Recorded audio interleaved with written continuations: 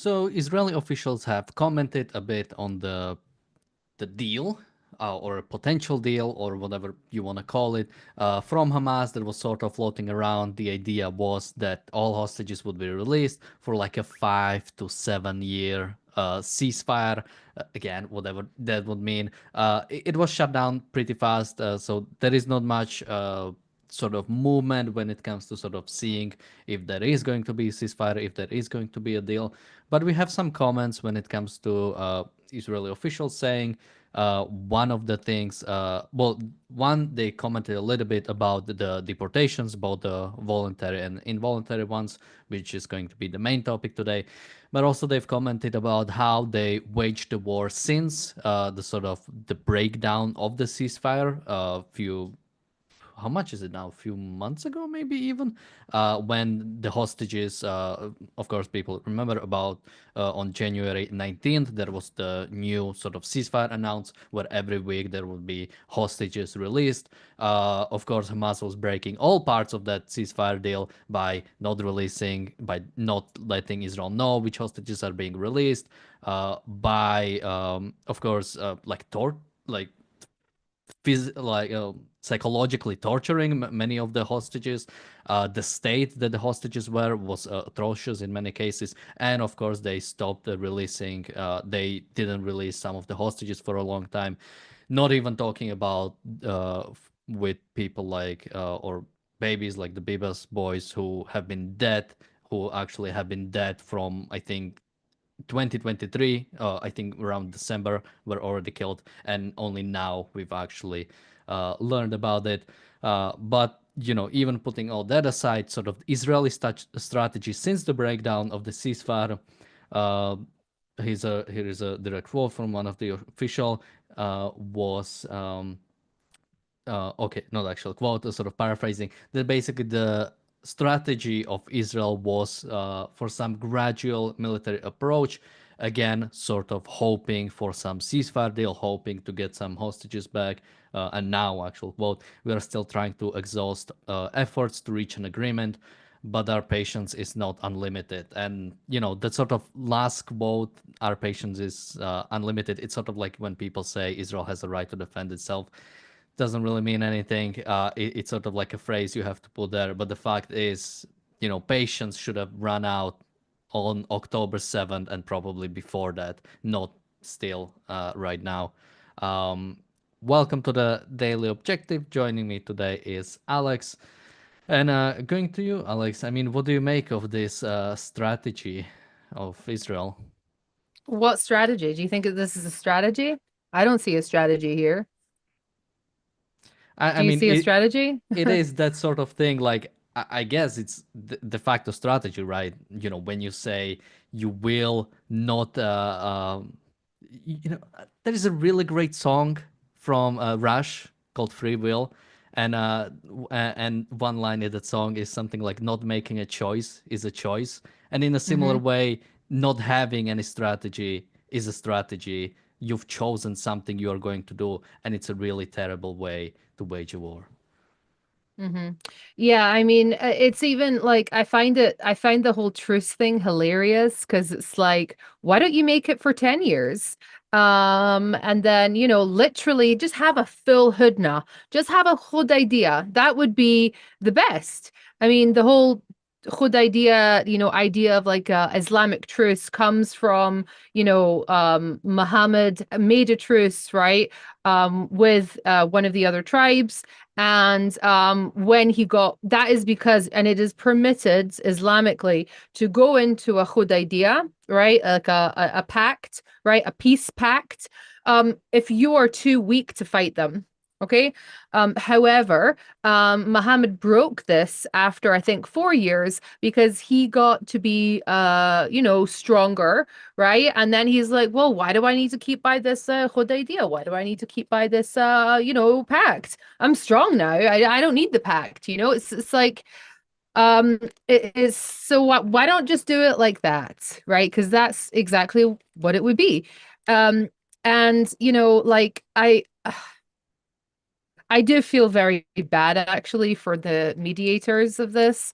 Because they're now putting this impossible kind of position, because any mediation, any negotiation is you've already failed, right? You've already lost because you're sitting down with them and you're negotiating, as if you're doing a business deal, okay?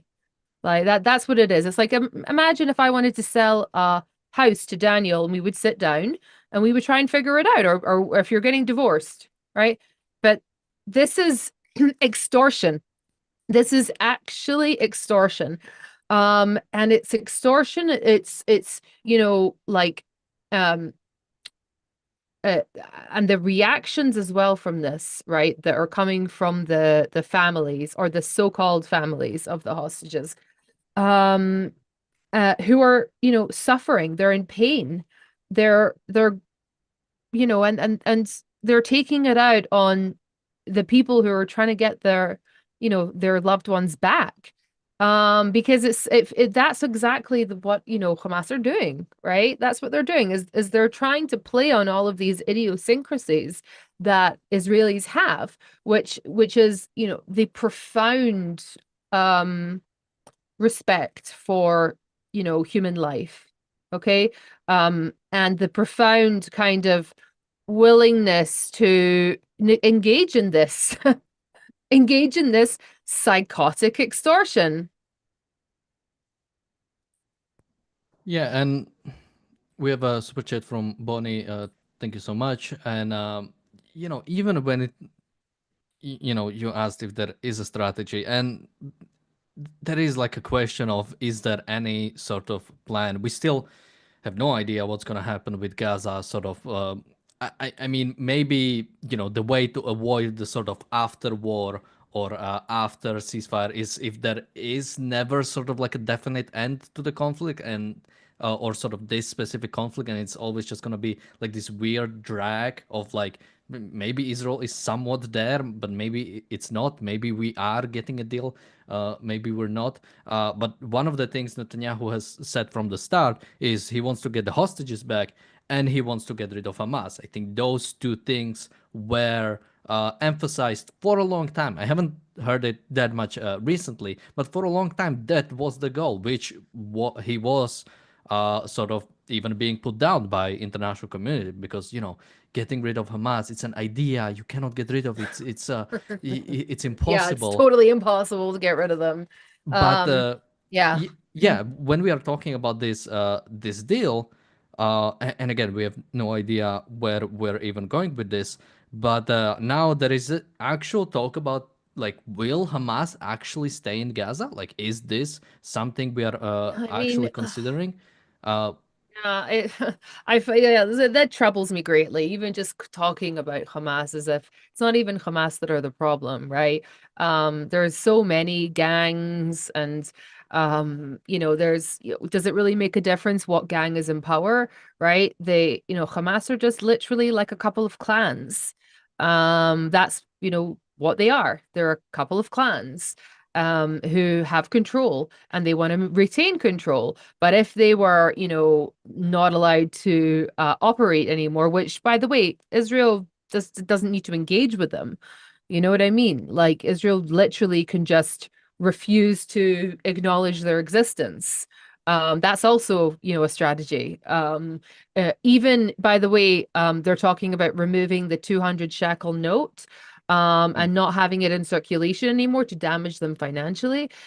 So, what, so, what does it matter if you're just pivoting? You're pivoting to another clan, to another Hamula, right? I think it's even an issue even just to say, oh, it's a problem for, Hamas to stay in power. Yeah, Hamas are like an ephemeral sort of, there is a hierarchy, right, abroad. But like in terms of like the kind of the soldiers on the ground, it's like a bunch of 15-year-old kids, it's that yeah, it's a bunch of 15-year-old kids, and the problem is the money that they get from the internet so-called international community and also from selling the aid, that they're then able to use that money to recruit those young boys, right? And to break, I mean, 15, by the way, is pretty young. They'll take you from, 12, if go for it, right? And it's always the boys that are from very weak family structures or who come from, Hamas families. They get involved with this kind of thing. People from strong clans, people from strong families that can defend their young boys, they don't get involved in this, right? So, and I think that it's very important as well to remember the psychological torture that they go through, the boys go through, from the age of like 6 or 7. You have a lot of people who have gone through their, I don't want to call it education, right? But basically they're like camps, like summer camps. That's how they indoctrinate a lot of them, is through summer camps.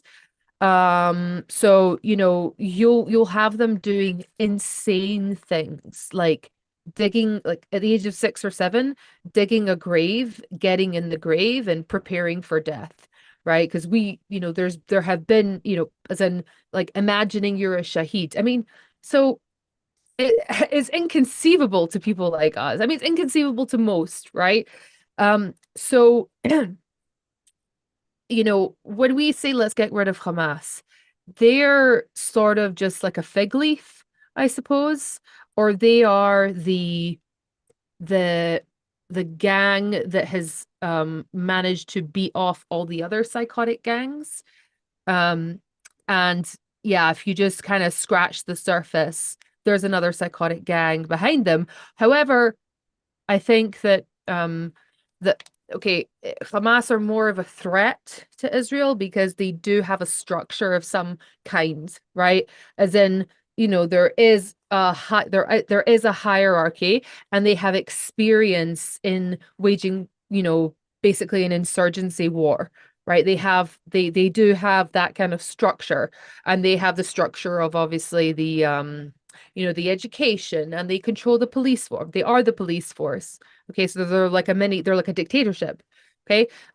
So, switching, if I'm thinking, switching from them to some other, gang that doesn't have that infrastructure, that would be a step up, certainly. Um, Weak and divided, right? I mean, obviously the best thing would be for them just to leave. I think, but then again, I don't know.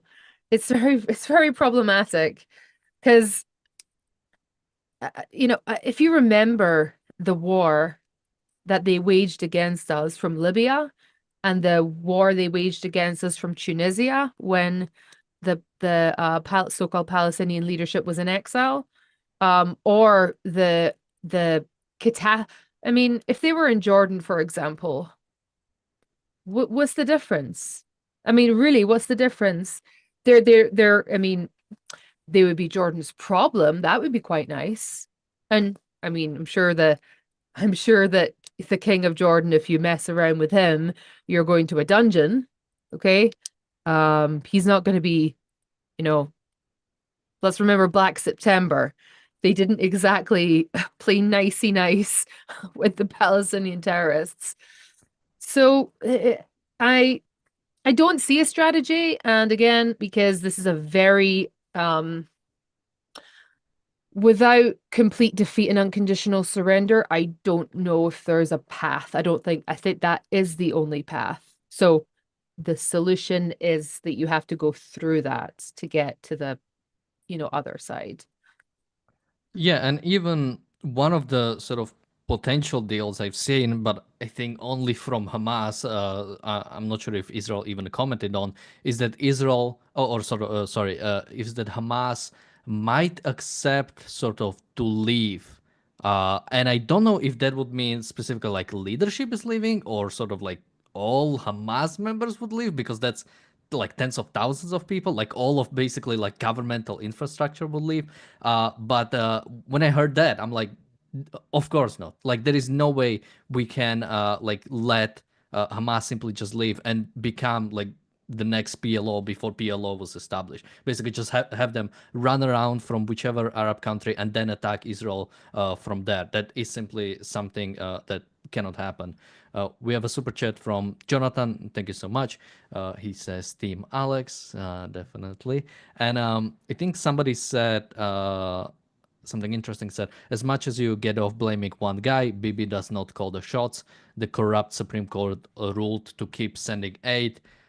Do you know anything about this? Because I've seen the opposite, that there was like a sort of like a action suit or something brought to the Supreme Court, basically saying that it was unconstitutional, or sort of it was against uh, whatever would Israel equivalent be. That basically, because Israel stopped sending aid into Gaza, that was like a problematic thing. And Supreme Court ruled, no, Israel is not a governing authority in Gaza. They have no obligation to provide aid. But have you seen the opposite thing? No, I haven't. Listen, by the way, to have whoever commented that, I don't think that Daniel or I have ever argued that PB is the single problem in any of this. Okay, no. The problem is the ideology. The problem is the ideas, right? You can switch BB out and put anybody else in, and the problem would just be the same. Okay, and compared to others. I imagine, BB is slightly better, although I mean, I'm not sure. But yeah, in terms of the aid and yeah, whether or not I heard the Supreme Court actually was ruling that we didn't have to give it. However, why is the Supreme Court of Israel listening to cases from the enemy? I mean, why are they even, making a ruling on that? I mean, the Supreme Court of Israel, it's like, don't even get into it. They would rule on whether or not Daniel can wear a white shirt on a Monday. They would be like, hang on a minute, we have to see, is this legal? We have to all get together and we will have to and you can say, but I don't care. I'm going to wear my white shirt. We need to understand the law here. We need to get it and make sure that the law is in order. It's beyond yeah.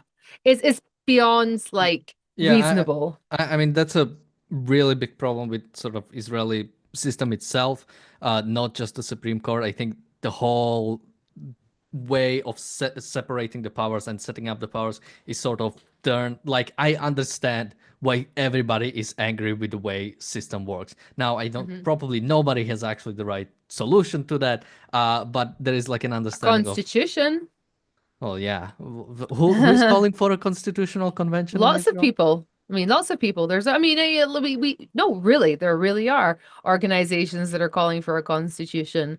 But I mean, we can discuss that, in another Yeah. day. But this is, yeah. Um, I, I feel, um, yeah, Yeah, I feel actually, no, sorry. yeah. Yeah, I understand what they were referring to. So there was actually a Supreme Court ruling that we had to provide, I think it was water and electricity. This is in the past, because technically we do control the Yeah. territory. However, we just made them pay for it, as far as I understood, right? We provided it, and then the way that we would settle the bill, and this was a big point of contention with the Palestinian Authority in Ramallah, in the so-called West Bank. But so they are technically on paper responsible for Gaza as well. Like, they are the ruling party in Gaza on paper, right? However, okay, they so the way that we were settling the water bill is we were saying and the electricity, we were saying, okay, so the PA, you guys need to pay it. And of course, if you send a bill to the PA, it's not getting paid, right? You know what I mean? Like, they're like, nah. So we would deduct it from the money that we collected from Israeli employers. So let's say if you are okay, let's say if you work at a factory, Daniel, okay, and you earn, $100,000 a year, right? Your taxes are deducted, right? So your taxes and also the employer's taxes are deducted and put into like this one payment and then paid directly to the government. right? I don't know, quarterly or monthly or whatever. So we simply just took the money that for the water out of that money we collected from Israeli employers, and we settled the bill, okay, with the water companies and Mm. the electricity companies. And apparently, according to very connected sources, Abu Mazen was crying about that, going, cut off the water. I don't want to pay for the water. Cut off the water, cut off the electricity. Because he wanted the money, right? Or for whatever, you know, dictate. I mean, he's a dictatorship, right? But it was interesting. So here you have the Israelis are like, all right, whatever, I guess. Yeah, we'll give him. Well, we'll give him that. And the PA's like, how dare you guys? We like really want our money. Just wondering, was that ruling for water after the war or before the Oh war? no, I think it was I think it was years Yeah, ago. Yeah. As far as I because understood, it was because years that ago. is like a sort of interesting, I guess, question, since yeah, Israel does assume a lot of like responsibilities of governments when it comes to Hmm. Gaza. So on like one like that's why this whole like thing is like a BS and clearly unsustainable. Like you cannot have this, like you cannot have forever that Israel is controlling like parts of systems in Gaza, yet we are sort of pretending they are sort of like ruling themselves. That's why Israel should just completely take over and be done with it, and then it actually gets all the responsibility when it comes to governance. Yeah, but so this is like, kind of, a whole topic for another day, but Yep. like, no, but really, this is a real issue with Ju Judea and Samaria, okay? Hmm. Because now, like, and in Gaza, okay? Because let's say Israel wants to take over again, okay? Like take over actually Area A. They're like an army now. Okay, a proper army with proper equipment. Okay. So like uh, Israel through the Oslo Accords, we created a monster, right? A real monster. And the PA is like, I don't know how to even explain it. I mean, like you cannot the PA is authoritarian in the extreme. So what Israel has done is they have installed a dictatorship that is really ruling like has his secret police and has his kind of torture chambers, is a cruel leader, right? That only has control on paper through the whole territory, right? But actually in practice has control over Ramallah and a little bit of Bethlehem. Okay. Apart from that, Israel deals directly with the Hamulas, right? The clans.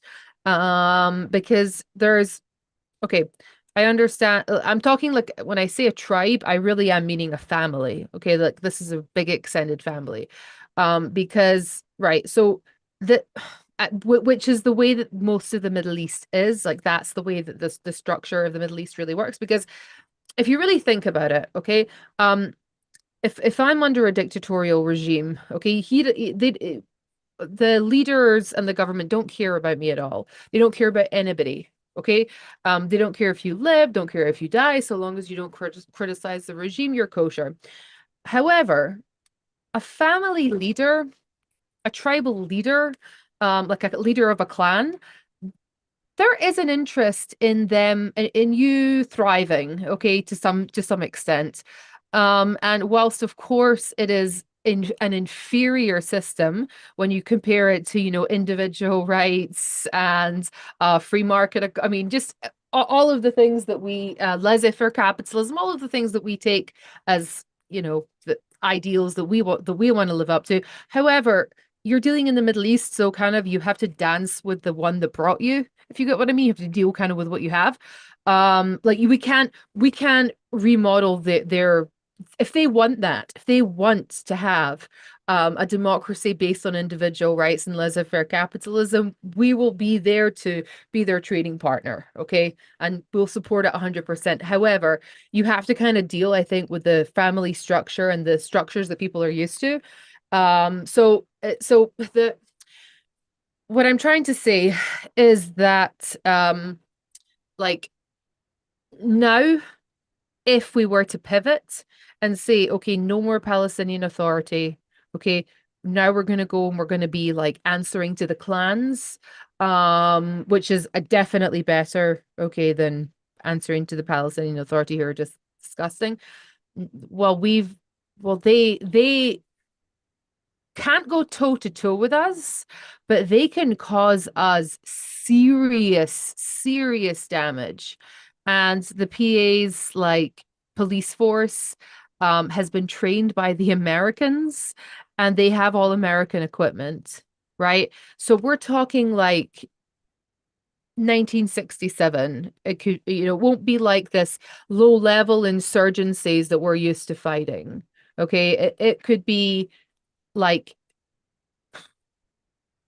it's a real issue. I don't know how that is ever going to be. I mean, the date, by the way, Abu Mazen's going to die probably soon. He's like 89. And then there's going to be a huge power struggle. And those days in Judea and Samaria and in Jerusalem, they're going to be pretty interesting. By the way, for those who also had to realize it, that's Mahmoud Abbas. Oh, sorry. Alex always uses the different name, which I don't really know where is that from. It's a kunya. So like Yasser Arafat is Abu Ammar. So in Arab culture, you have a kunya, which is going to be like Abu means father, and then Mazen Mm. as the name of his firstborn son, and then you have Abu Ammar is Yasser Arafat, so he's the father of and Ammar. But also that it's not like a nom de guerre or anything like that. Like Yeah, it's not it's like just a It's not like Muhammad al-Julani, right? Which is just a war name. It's a kunya, which is it's like yeah, I mean Israelis also have it, by the way. yeah. I Israelis also mean, have a Bible also has it. So no, but I mean in general, like you will have people who are called like Alex Ben David, right? Or Bat, I guess I would be Bat, but still, like that would be their surname, or their surname will be Ben David. So it's not yeah, but so I always call them their kunyas because that's the way that I hear, that's the way that they don't call they don't say Mahmoud Abbas, like it's not really what they say. but here we are in the West, and we use no those whatever. No, but Abu Uh, Mazen is everybody. Come I on, I don't be yeah, but stupid. nobody outside of sort of like Okay, everybody in I the like chat, give me a vote. I've never heard to him being referred anything but Mahmoud Abbas anywhere is sort of like Western media, and yeah, locally it might be sort of that thing, but internationally that's the. I mean, he was just invited to May 8th or May 9th, the sort of celebrations in Russia, so I'm sure he'll be, and he Oh, is was that written for the there as Mahmoud Nakba? Abbas. No, it's for the like like the Eastern victory over the Nazis. Hmm. Okay, you mean the Great Patriotic War? Yes, that's what they call it. Well, it's interesting. Well, listen, I mean, I think everybody in the chat will definitely agree with me that they have no problem with Abu Mazen as a term, and they appreciate it greatly. Just quickly, we by the way we didn't talk about the main topic at all. I'd have to change the title later and maybe sort of reschedule this. But it was a good show, so I think it was worth it. But somebody in the chat said earlier about the sort of Supreme Court that what is the point of Constitution if the Supreme Court would just overrule it? Well, generally, that I think that is the biggest problem of any sort of emerging nation sort of recent is that I think sort of American constitution, American sort of system government took like hundreds of years to basically, or a long time to basically really, for people to get an understanding of what the constitution is, what the Supreme Court is, and what is the sort of right way to sort of separate the powers, right? So if you had 9 Supreme Court judges who didn't know how to read, then yeah, you won't have like a proper interpretation of the Constitution. And we had a lot of bad interpretation of Constitution. Basically, Constitution taken completely in a different way than the founding fathers either intended or even explicitly written. And yeah, there is no protection against bad ideas. There is no, like Mm. that you could put into law. You can put into law. You can write the best constitution, and if you have people who don't care to protect it, then yeah, it's just a scrap of paper. So The you just the have to yeah. hope people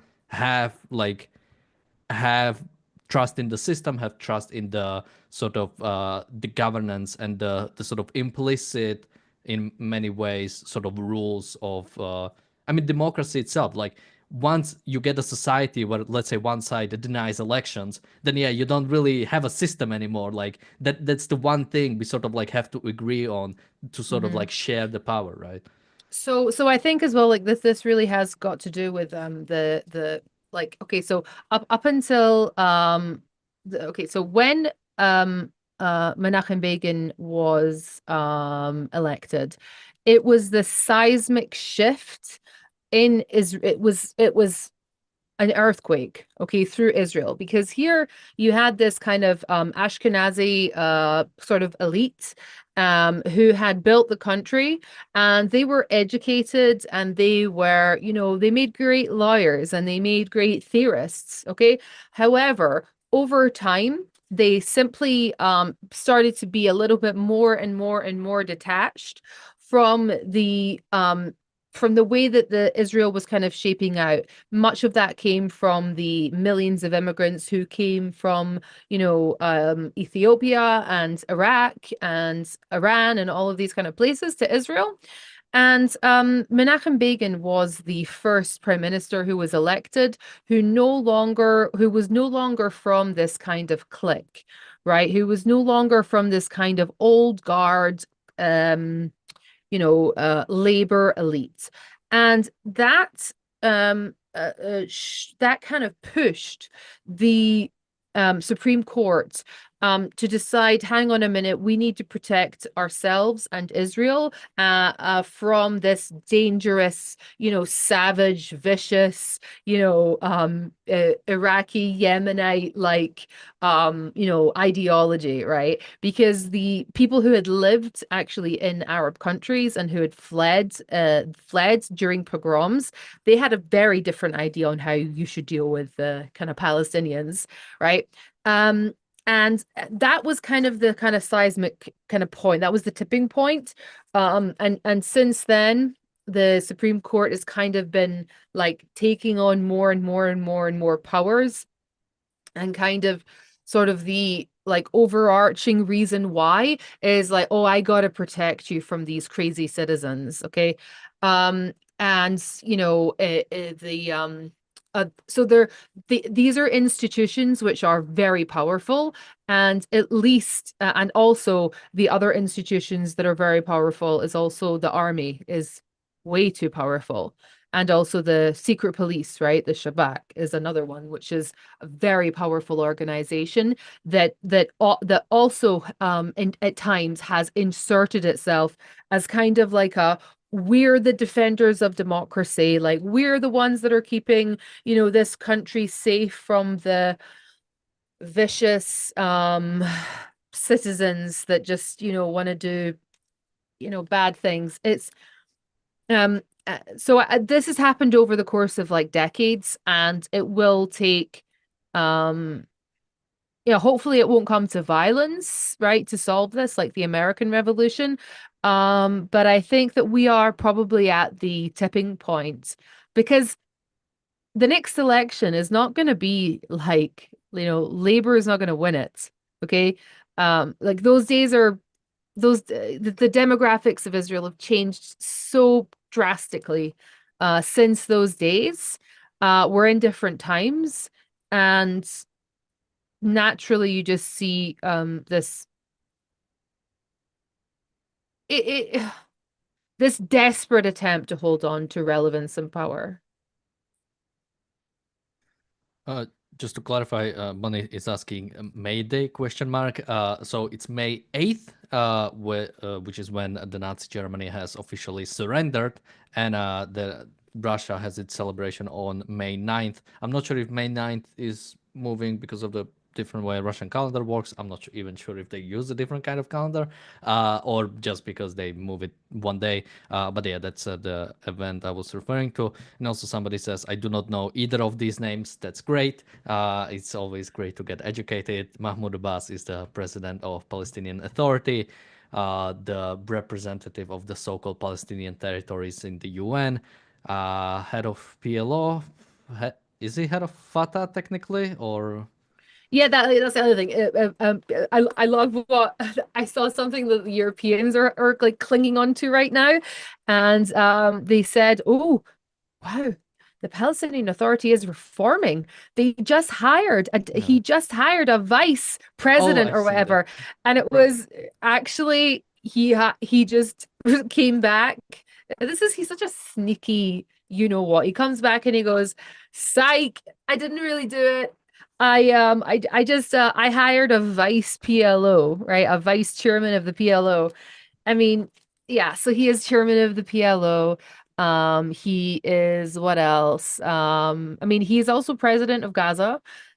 Just all he has a PhD from the Lumumba University in Moscow, which is the KGB university, where he doesn't speak Russian, but he wrote a really heartwarming, beautiful dissertation on how the Holocaust never happened in Russian. So yeah. Great guy. Great guy. Love him. Love him. Lives in a beautiful palace in Ramallah that you can see from